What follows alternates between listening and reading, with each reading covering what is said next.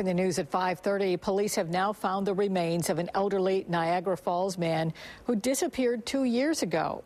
News 4's Al Vaughters is in the newsroom with the latest on this. Al? Jackie, authorities actually conducted a top-to-bottom search of Theodore Wroblewski's home 2 years ago, shortly after he was first reported missing.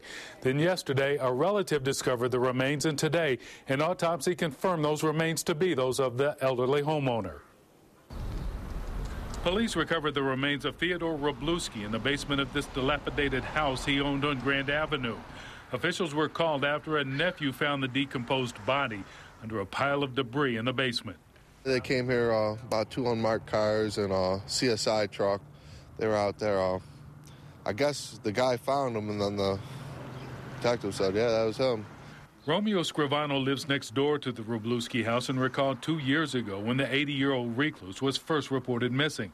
A search of the house was conducted from top to bottom by crews wearing Tyvek suits. Bunch of police, people in hazmat suits and stuff, they went in and out of the house. But I guess there's just so much junk in there, the contractor estimated about 17 dump trucks to get all the garbage out of there. Neighbors told us Wroblewski and his mother, who lived with him until a few years ago, were known to be hoarders, and the house was filled with what they picked up from the street. They would go out in the middle of the morning with a shopping cart and just drag that shopping cart around. They picking bottles, bottle picking, and so forth, yes.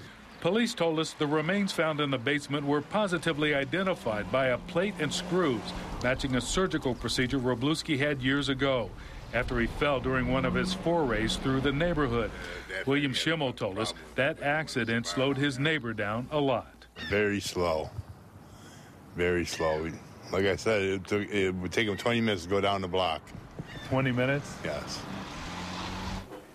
Captain William Thompson, Niagara Falls Chief of Detectives, told us they're still trying to determine the cause of Wroblewski's death, but so far they found no evidence of trauma or otherwise foul play.